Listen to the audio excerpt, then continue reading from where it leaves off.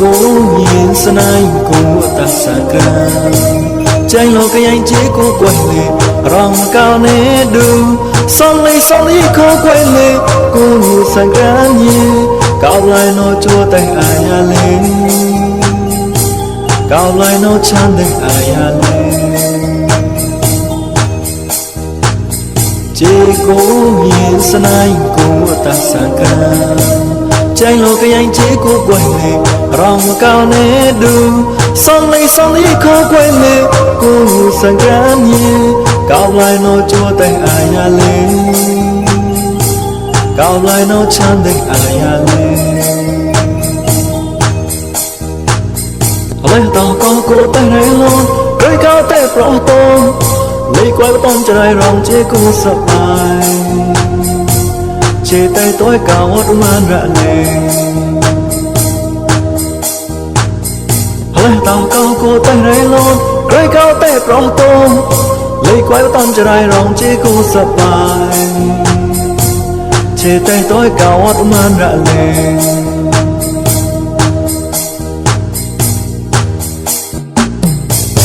cúi vô tao cả sa tê lấy thơ bá mong gò cao nô hà lấy chọc cao nô thiên ai à tê yê hoa lấy đốt chê lấy chê tê tê vô sang gan như là ba quay lê cúi vô tao cả sa tê lấy thơ bá mong gò cao nô hà lấy khô lấy mong gò rong bay lo cao với mong sơ mô chăng nô ra lê hoa lấy đốt chê lấy chê tê tê vô sang gan như là ba quay lê cô nhìn sân anh cô ta xa ca chạy lo cái anh chế cô quay lệ rong cao nè đường son lấy khó quay lệ cô sang cá nhé cao lại nó chua tay ai à lên cao lại nó chan tay ai à lên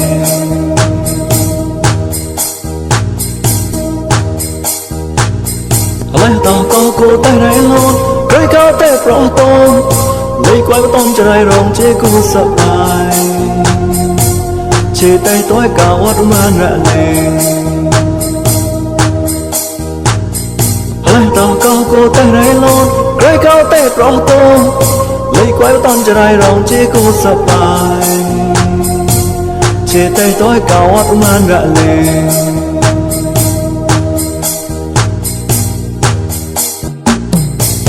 cúi vô tao cả sa tê lấy thơ bá mong gò cao nô hà lấy chọc cao nô thiên ai à tê yê hoa lấy đốt chê lấy chê tê tê vô sang gan như là ba quay lê cúi vô tao cả sa tê lấy thơ bá mong gò cao nô hà lấy khô lấy mong gò rong bay lo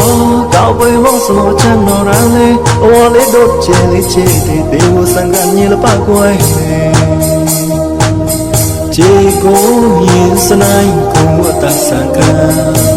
chạy lo cái anh chế cô quay lệ rong cao nè đường son lấy khó quay lệ cô sang cá nhé cao lại nó chua tay ai à lên cao lại nó chan tay ai à lên